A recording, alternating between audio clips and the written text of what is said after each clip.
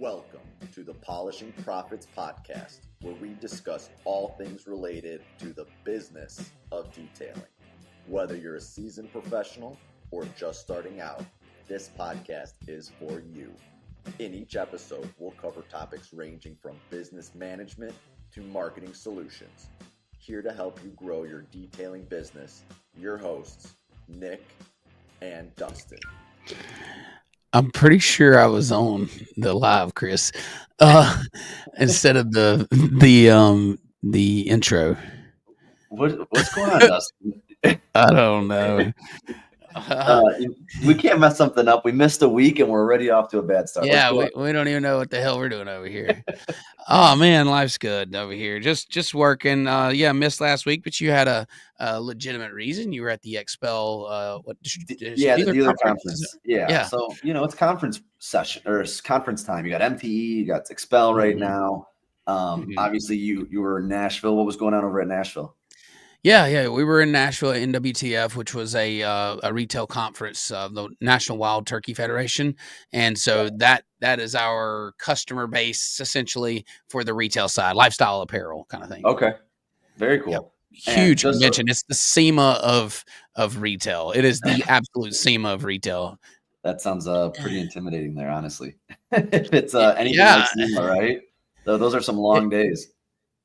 Yeah, it was long days. I mean, it was not as the setup was easy. It's a smaller booth, and it's just selling hats and t-shirts to dumb it down. So you're not having the technical talk that you have, like at SEMA where you're working deals and things like that. You're literally just selling stuff. But I mean, it's a reality that it's an event that has to be worked. And coming out from Mobile Tech in Orlando for 9 days, where Mike and I had 2 trainings, and then Mobile Tech that had a whole multitude of things. Then we go straight to Nashville and stay there for 7 days, which was cool. I mean, it's part of it. It's great to see the companies on the move and out, doing business elsewhere. Well, and what's funny is because again, when you're at an EZN convention or you're there at an outfitter convention, it's like you're going to dive 100% into that business, but you've still got you got APEX, IGL, you got all these other things still needing you, right? Yeah. How's that grind going? It's good. I'm kind of battling a little bit of sickness. I was coming off. I had the flu last week during the middle of all that. Yeah. I'm still not 100%. Kind of feeling a little run down. But the thing is like we have teams in place that run these things. And Mike, he steps up huge. Speaking of, he's watching from an airplane. He's headed to an event, a training that we've got up in Maryland. But he carries the weight. Both of us know like when the other one is needing some help, essentially. And so like when I was sick for that day, he jumps in and he just handles shit, And Mike's good like that though. Mike's got it. Yeah, he is. And he was dealing with some family stuff, a death in the family a few weeks ago, and we picked up and called his calls and stuff like that. So we're real good about helping each other out, and that's with every company I have. And we have strong teams in place that really run the show. But I mean, there is a sense of catch up. When I return back to the office, it's almost like, damn, I'd love to not ever leave the office because it's just tough. And then all of a sudden you get back, you've got that mountain of paperwork, 17 missed calls, 100 emails that you got to get through. And your mind is still on the convention, right? Or you've still got stuff that you're like, hey, that you want to do versus what you have to do.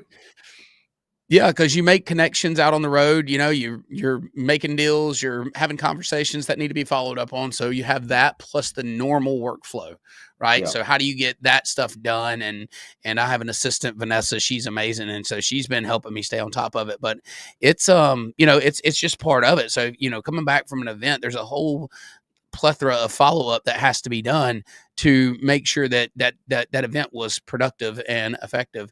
And I try to keep my schedule as normal as possible when I'm traveling. So all of my meetings still happen. I try not to just completely disconnect because it's just too much catch up. Yeah. And then you sort of get the post-convention blues eventually, right? It's different for every person because you come back, right? And you've got all these things you want to do and then they stop feeling new. And then you're like, oh, wait, that convention was a month ago. Right. What's that like for you? Yeah. Disclaimer here, I don't need all the check on me text, because I love my Are you people. okay? Are you okay, Dustin?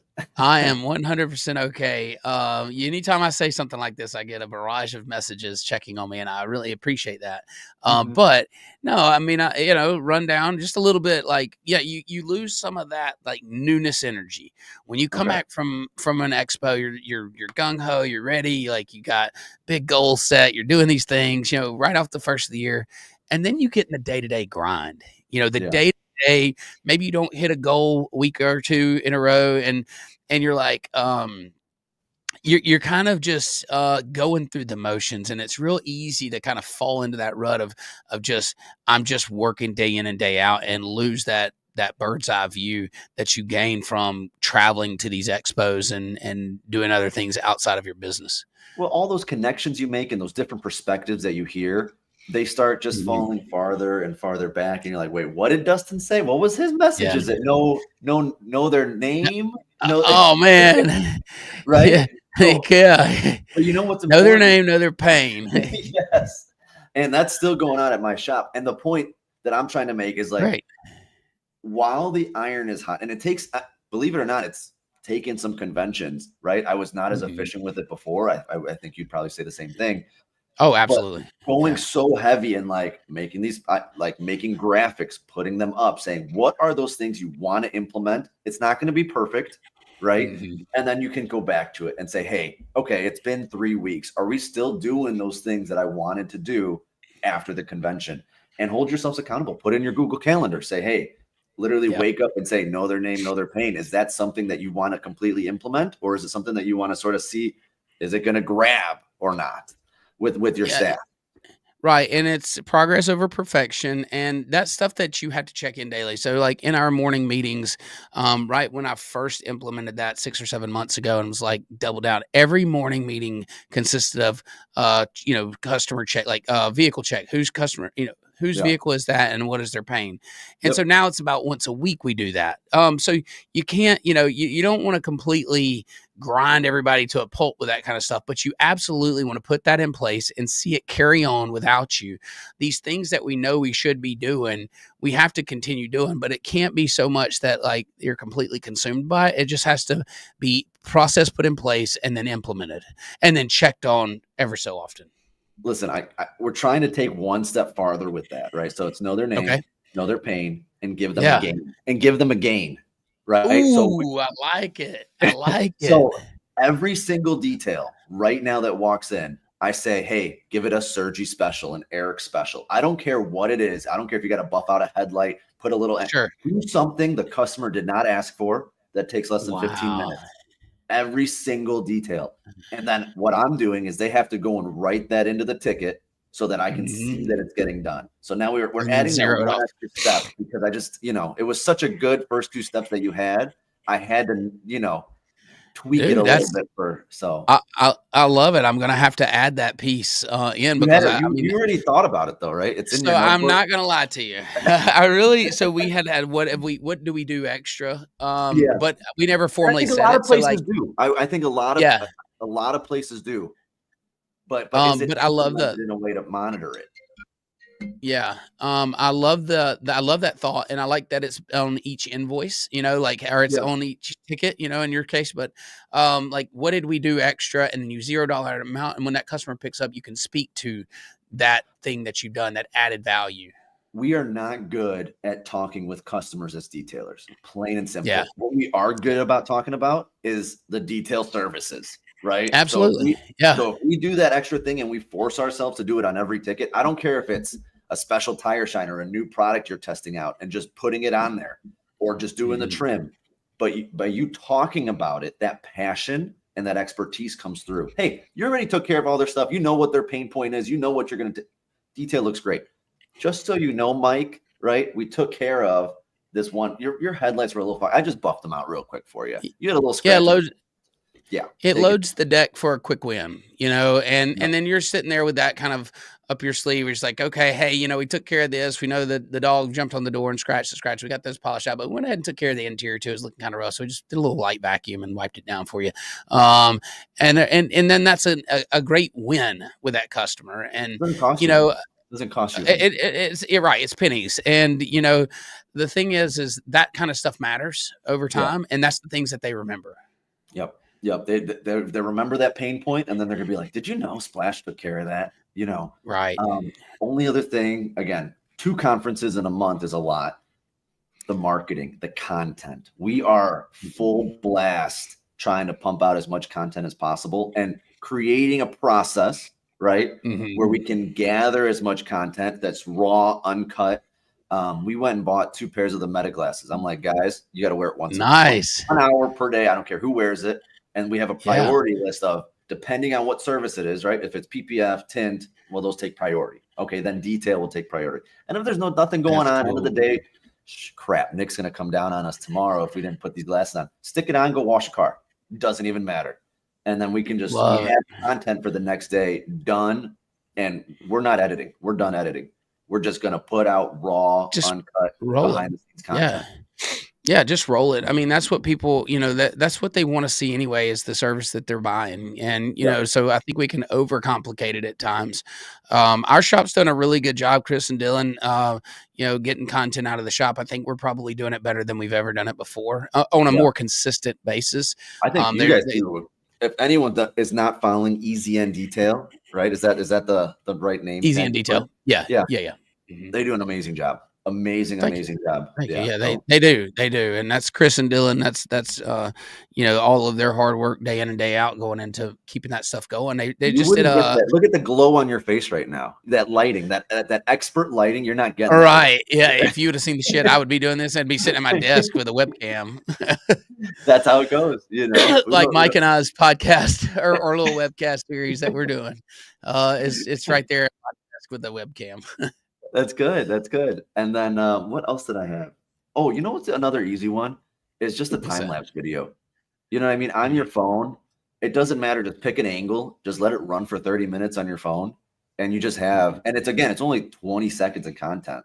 But it's just it's just you doing the job. It's just you doing the work. So we're trying to do at least one of those per day. Yeah, no, I think that's great. We're doing what is it called, Chris? Meet the Detailer? Meet the Detailer series, where we're bringing out our detailer, letting them just do a little quick interview. They're totally out of their comfort zone, totally awkward as hell behind the camera. And I think that's the best part. I think you can overproduce and over edit. I think to show them in their kind of raw, natural habitat, where it's just them just, talking about themselves a little bit. It's really cool. And it personalizes the service. So when you are, turned into a machine that's just producing work, day in and day out, you lose some of that personal connection. And that's something that we're always trying to bring back forward to the front of our businesses, is that these are, humans behind this business, and that's what runs this thing. And we want our customers to see that and interact with them and engage with them, because that's that connection that we know that was missing for some time, was that one-on-one, person-to-person connection. Yeah. And now that you're, what is it, 3 weeks since MTE? It's 3 weeks out. You had a convention in the middle. What else is still calling you from a past conference like that, or SEMA even, that you're like, I just can't get going on this? Is there anything else, or is it too far out where you're now back in that day to day, right? And it's less creating and it's more maintaining? Yeah, I think we're definitely in that maintaining mode. We've kind of set our tone for the year. We know what we want to do. I mean, PPF and Tint, getting it up and running has proven to be quite a challenge. We're there. Yeah. I would not call it fun. I would call it like a root canal. If you can imagine how much fun a root canal would be, I feel like adding PPF. Now, I mean, it's just, so we're dependent on our guys to kind of pick it up and run with it. And they have full-time jobs detailing right now and coding. Yeah, so their time is limited on training. Yep. And so I keep challenging them with, listen, you're going to have to spend some time on your own. I mean, people go to school and they pay to go to school for years before they go get their job. Right. Yeah. There's nothing, investing in yourself and learning a service so you can make better pay is the American way, in a sense. So for these guys to do it on their own time, to me, it's not asking too much. I think that's the price of learning it. Yeah. The price of a better wage when you learn it. So that's proven to be a little bit of a pain point in getting the guys to learn it at the speed and the level in which they should be doing. I think what's going to be interesting is, again, with APEAKS is as you guys start coming together as that community of other people that are doing it as well, the first shops in my mind that'll be able to pick it up the fastest are the smaller shops. Absolutely. See what I'm saying? Absolutely. Because yes. They're the point of contact. They understand what the product is with the customer there. It's an easy upsell. They can do it for free on existing details with knowing their cost. I think that's going to give them a scalability that's going to be easier to implement than a larger scale operation. Dude, we know how hard it is to make change here. And it's kind of that's a tough spot to be in, right? Because you always want to be evolving, but to change something in our shop, even to change a product, to change in our shop requires a lot of work. It requires, in the buying process and the way that we inventory it, and then the way that we train our guys in the process in which they use the product, and then sales, and then, QC, and all these things have to line up. So, when you think about adding a new service like this, it's not just a flip the switch. Now all of a sudden we're doing PPF. Who's going to do it? When are they going to do it? Where are they going to do it? How are they going to do it? Why are they going to do it? Well, and then on the flip side, what is that customer journey? And I think this is a great conversation for everybody listening, where if you're detailing, you're like, hey, I want a tint, I want a PPF, I want to bring one in or the other. Mm-hmm. What is that customer journey going to be like? Is it a constant upsell? Is it an organic, hey, it's on the website, as people start asking, we grow organically? Or is it a paid version where you go 2 feet forward and you're like, hey, we're putting ads out and we're reaching customers that weren't looking for details, and these is a completely different customer base? What's your those are the three I see. What's sort of your ideas there? So we started out with Tiptoe, like kind of add-on in mind, and then we have a hard launch for March the 1st, where it's paid ads and drive traffic. Detail or not. 1 week away, by the way. Yeah. 1 week. Yeah. 1 week. Yeah. But you know what? We started this 5 months ago. This is the reality, right? 5 months ago, I challenged the shop with bringing this in, probably maybe longer than that, maybe 6 months. I challenged the shop with bringing the service in. And so, and we just kept pushing the date back. And you know what? It's not going to happen unless we have 10 cars lined up here. And then when you have 10 cars lined up here, and you figure it out. Yeah. And the one thing that I'm doing is, hey, first time in 15 years, we're creating a marketing / email campaign to dealerships, because there's an incredible opportunity on the tint side, especially on tint for sure. On the tint, where you're able to knock these cars out, and it's not like now you're getting a car that's, a used car at a delership, right. No, it doesn't matter. Window's a window. Yeah. So how dirty can a window be, right? Yeah. Hey, you'd be surprised, right? But again, it's just, it's this different business inside of the business. I like doing it organically. I really do, where it's there. And what you're doing is now our PPF customers are becoming detail customers. You know what I mean? Like, they're coming to our website organically, and they're like, oh, hey, they do PPF or they do tint. Oh, and then they show up and they see this full operation going on. It's one-stop shop. Yeah. It's a one-stop shop. But again, right now it's me and Sarah, and we've got one guy at each shop that's sort of our helper. That's our next guy up. And it takes time. It takes a lot of time to get there. As APEAKS, as a brand, our goal is to help to simplify this process. And with Hannah, and then Mike, of course, Hannah's experience in the PPF world, she was a Ceramic Pro Elite dealer. And so she was, had a very successful detailing business, then very successful PPF business, and then came into the sales side of things, sales and ops. And, so one of our main objectives is to, take the friction out of this process for detailers to add the service. And so we're using my experience to help us understand, like, where's the friction, where's the sticky points to where people can just get this thing in and start doing it. And listen, the PPF installers are in a world of their own, man. You think detailers have an ego? You haven't seen anything yet. You haven't seen anything. Yeah.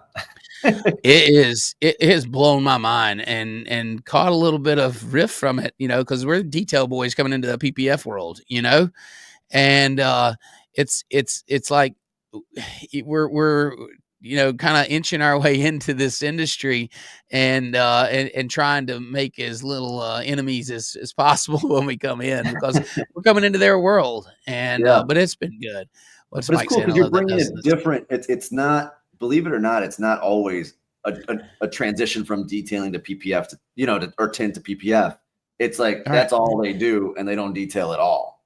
Oh, absolutely. No, and they're quick to tell you, you're a detailer, we're Yeah. a PPF installer, and it's like, okay, But but now you're bringing you a know, wave of detailers, which is really interesting. You know what I mean? Because I think a lot of them, the skills translate. It's not that, you know what I mean? It's just the oh, same. Yeah. absolutely does. And I'll never forget when coatings hit the market and all of us detailers were like, wait a minute, we got to do what? How do you do it? Well, no, we weren't coating installers, we were waxers, and Wax so off. like, yeah, I'll never forget like the learning curve of laying ceramic, and then the years that it took to really perfect it and understand, how to sell it, and understand, what promises to make and what promises not to make. Yeah. So PPF's the same way. You just like Mike, you get the jobs in here, you figure it out. You make some money on some, you may lose some money on some, but you learn. You're not going to open to page, 136 in the PPF book, and it says, here's how you do it, and this is the solution to all your problems. It's like you go out there and write the book, Yeah. And it's a different book for each business there. Yeah, it is. Let me ask you this. The one thing that I want to improve, right, that we're still buzzing about is that customer interaction, that communication with customer. What do you guys like to implement at the shop for your face-to-face sales team? You know what I mean? As their prompts, like, again, some people are good at talking to people and other people aren't. Anything you guys do over there that's special, that sort of sticks out to you? So it's in relationship building. I mean, when a customer shows up, it's their name. It's Yeah. it's knowing their name and knowing their pain, knowing why they're here. Yeah. But one thing that we just did recently, probably in the last month, was we have our QC manager, Okay. Corey. He is following up, instead of Rob in sales calling and texting the customers after the service, conversation. We have our QC guy doing it, and he's Okay. working to build a secondary relationship with his customer and saying, hey, how was everything? And one of the questions that we asked, that Corey asked, is, could we have done anything better? Could we, Yeah. Could we have improved on anything? And that has proven to be a really solid conversation that allows our customers to feel more connected on a bigger scale with more people within the business. And they have another point of contact that's not sales, because no matter how much you kind of around the edges a little bit, sales is sales. They're there to make money. They're there to sell them on something. The QC guy, he's there to look out for them. He's there to make sure that the shop did what we're supposed to do. And let me ask you this. Who should be listening, right? Who should be doing the talking? Is it Easy N and Splash, or is it the customer? No, customer. Right? Customer's going to tell you everything. You can't, yeah. And that's that's a hard concept to get in, but you got to let them talk, So our little graphic right next to know their name, know their pain is stop, start, continue, right? And it's asking the customer, what should we stop? What should we start? And what should we continue? And again, that gives the prompt so that my people at the front don't have to think of, what am I going to talk to Dustin about today? Okay. Mm-hmm. Hey, Dustin, how's it going? What are you doing today? Perfect. Hey, just want to throw this out at you. Is there anything we should be starting? Is there anything we can continue? And I've got these little prompts up there for them, so they can just ask a one-line question that, you see what I'm saying? That's going to bring out the conversation from the other side. Sure. Something to try, just truthfully, just see if it works. And a lot of people are afraid to ask that. They're afraid to hear the feedback. But it is. And you kind of you're holding your breath going, okay, is this the opportunity for this person to just blast me? But really it lets the customer's guard down, because if you're willing to hear what you didn't do so great, then you're willing to improve. We're not here stating that we're we're perfect and we're going to get it all right. But what we're here saying is, if we've messed something up, we want to fix it. if we didn't get something to your expectation, that's probably more applicable. If it's not to your expectations, in other words, we set an expectation, you had a certain expectation. If we didn't meet that or exceed it, then why didn't we? What could we have done different? And then how do we make that happen to that job? It's not like, oh, well, we'll just change it in the future. It's like, well, what do we got to do to make this right now? Yeah.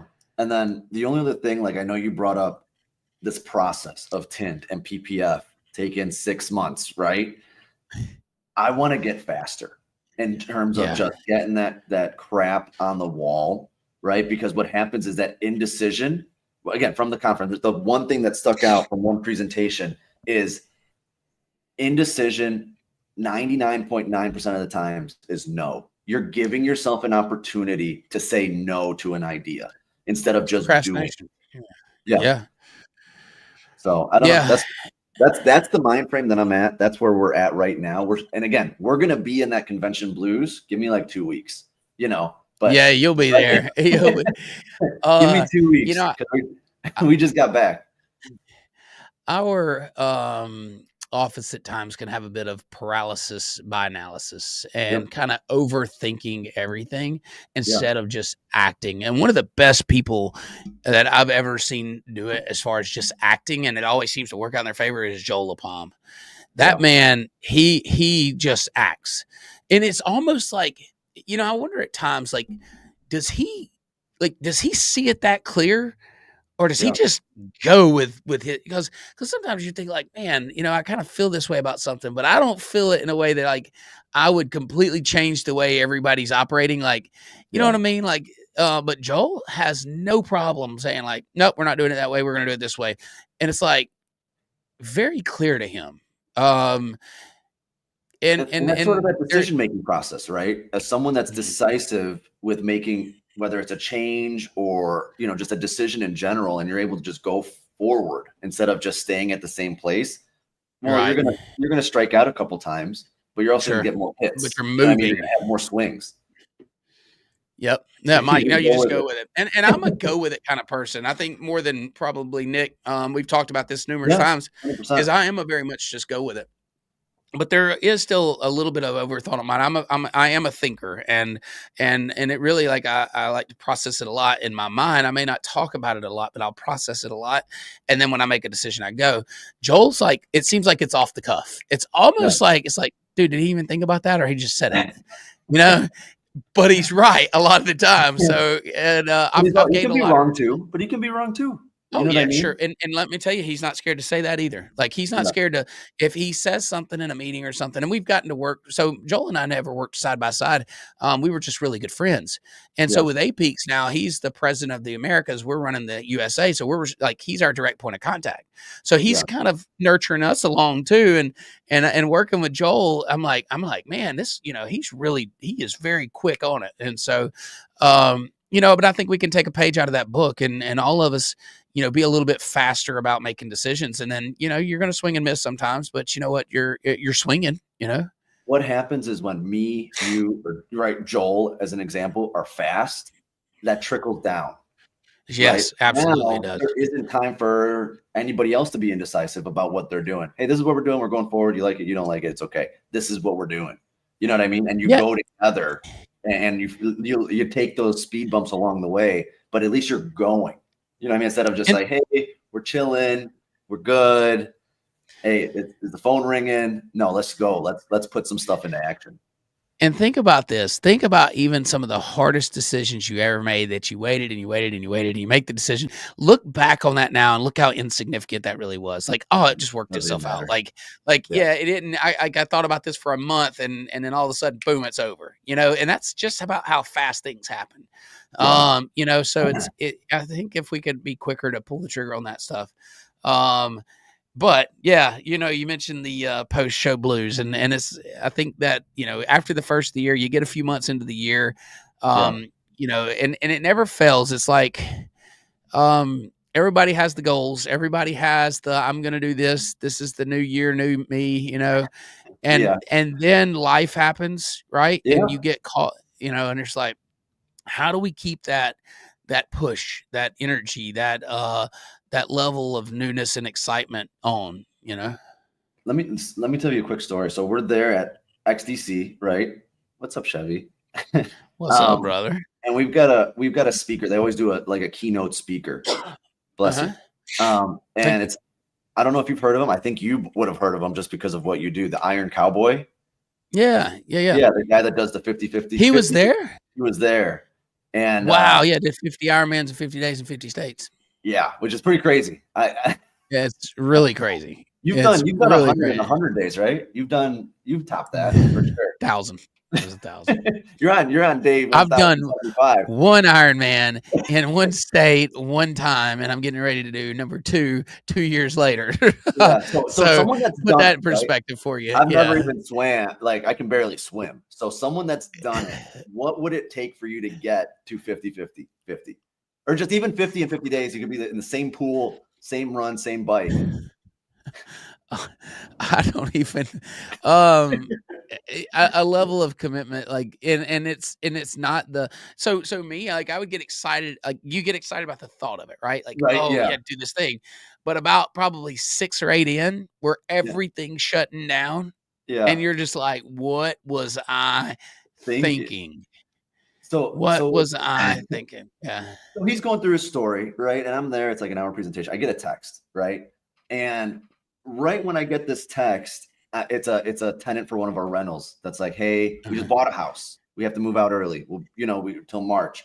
And literally as that text comes through, what he's talking about is you can only have one thought process at a time. You have the negative, you got the positive, right? So if you're there and you're thinking, okay, crap, I got to get a new tenant in there. I got to do this. And you go down that rabbit hole, right? That mental strength, or you can see every problem as an opportunity, right? And build that resolve, because you can't be thinking positive and negative at the same time.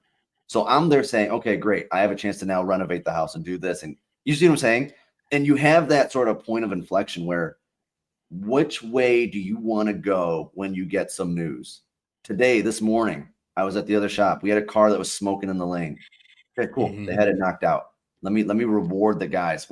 We turned away, 50, 100 cars just because there was a situation that happened. How are you going to start handling the situations, and are you going to be crippled by it, right? When you're on marathon 50 out of 50. That's a great way to look at it, that you can't have both thoughts at one time. And I think out of anybody that has been vocal and transparent about thought, and so I have been very much so in that, like, negative thinking is habitual. And if you allow yourself to do that. So I've literally had this thing in my life where at times I will pick something to stress on. Like, if I'm not happy unless 100%. I'm stressed. Guilty of that too. And that's negative thought. Like, it's like you find the negative, like, it's like, oh shit, I'm supposed to be stressing on something, and think about that thing. And you can't have both thoughts at once. You can't do that. And so, like, I am physically having to force myself to stop thinking like that and go, what is going right now? What is going in the right direction? What all these things that are happening, what in the good side of it? And that's the thing that you need to be dwelling on, because that energy creates more positive things. The negative side does the exact same. Yeah, they both spiral in their own separate direction. You know what I mean? So that positivity will spiral on itself, and the negativity will do the same. And which one is going to be better for you? Which one's going to get you? And it's easy to say, Dustin. It's different to do it. It's so easy to say. And you're like, well, you survived everything that you've gone through in the past. And you're like, yeah, I survived it because I thought about that shit until I threw myself crazy. Yeah. Stressed about it. You know what I mean? And and then you just get to that point. You get to that point where it's like, okay, hey, it's no big deal. You got this. Yeah. We got to take care of? What do we chalk it up to? Do we say that it worked itself out because it always works itself out, or did it work itself out because I stressed on it for 2 years and what's the answer? And this is very relevant in my life right now, and it's probably relevant in a lot of people's lives. Is the economy shifted a little bit, and sales aren't what they were, and now it's like, okay, money's real. Like this, cash is. Unless your business is just pumping through it right now, like it's a real problem that we have to solve on a daily basis. And so it's probably one of the biggest stressors that I have. And then, I think that's a great way to sort of good sort of topper on the show. You know what I mean? The mental fortitude, that it takes to be a business owner, and listening to how other people sort of attack it. Doesn't have to be the way we do it. can be someone else. You know what I mean? But getting these different perspectives. What have others been through? You know what I mean? Like, Right. why are you doing this? Why are you going through the battles that you do?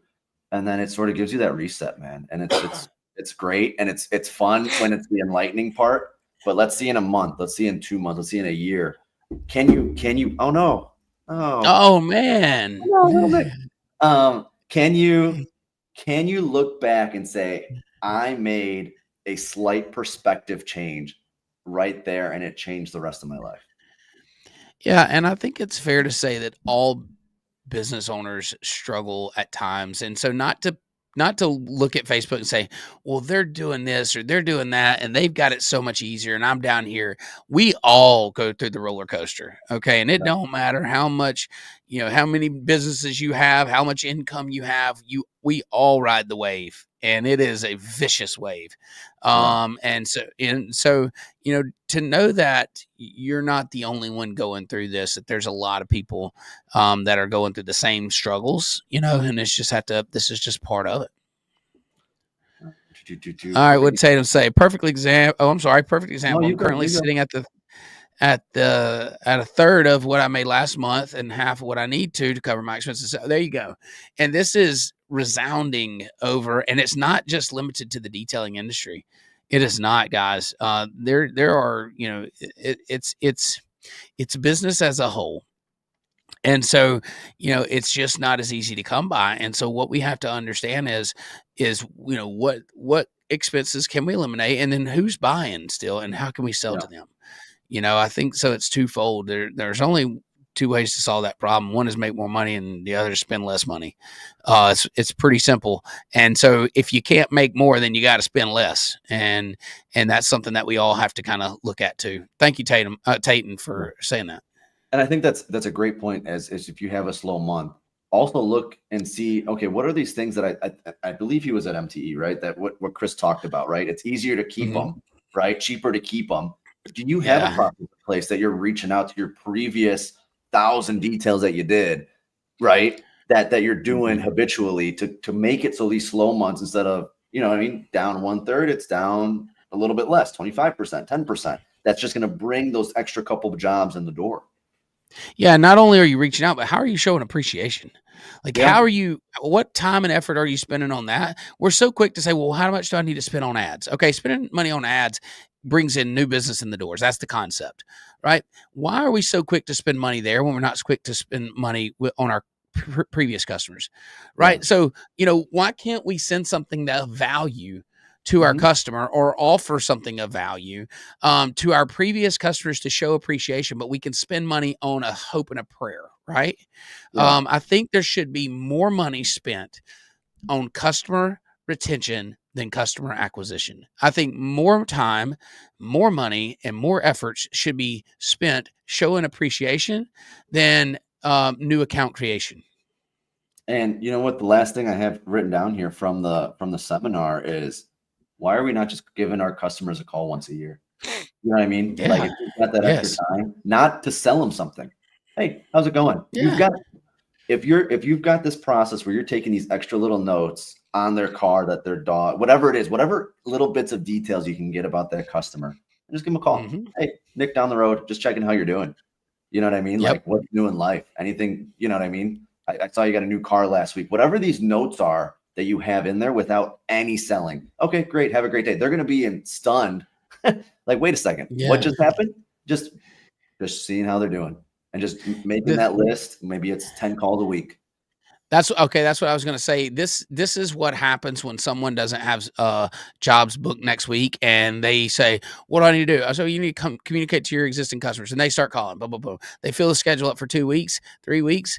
They get down the road, and they're dead again in 3 weeks. Well, Are you still reaching out? No. I stopped doing that. The power is in consistency, and make it a bite-sized chunk every day. So like you said, is it 10 calls? Is it 30 minutes that you're going to dedicate to calls, and do it every single day? Every single day I'm going to reach out, The part with that process is I'm going to make the calls. I'm going to make the time. Yeah. Because you know what I mean? Yeah. It's not just going to be a cashier. I want to make, however we want to sort of figure out that algorithm of who I'm calling and why. Mhm. I'm going to make the calls, and it's going to take X amount of time. It could be 8:30 in the morning. Leave them a voicemail, whatever it is. Just say, hey, just want to check in. Nick, owner down the road at Splash. We love your business, and we want to make a better connection with our customers. What's new, right? Did you try that? There's a new restaurant that opened, whatever it is, and just leaving it at that. So I don't know. That's sort of where we're at. We're excited. We're pumped about it. And we're ready to get out of this cold. I'll be honest. It was like -6. Dude, it's like 30 something here, and I am bundled up beyond belief. The weather, I think the weather plays an impact. I'm ready to get some sun. I think that the minimal sun that we've had also doesn't help with energy levels. Yeah. So. No, I believe it. And that's that mental, right? Waking up and just figure out what you want to do today, Exactly. All right, man. Great show. I missed you last week, brother. Yeah, I missed you too. We won't let that happen again. No. We'll be here next Friday for sure. And great show as always. Good stuff. We'll be back next week. Peace. Hold on. We're not going to leave them hanging. Hold on. Yeah, that's what a good software is for, sending out some emails and text follow-up and keep your name fresh in people's minds. I know a couple softwares are good for that. Absolutely. Absolutely. Tayton was a loyal user for Detail Bookie for a long time, and I'm not sure if he made the transition to RoadFS or not. Now they're all under one roof. But Tayton's just a good friend and believed in software. I've talked to him for a long time, and he's spot on putting that stuff into a software where you can say, okay, show me my customers that got a job 1 year from today or this week last year, and make that, so now it's every week you got a list of customers you can call, and it's not just random, but you can build power and consistency. Those are the things that I really like to focus on. Cool. Love it, brother. All right, man. See ya. Peace out. Great show.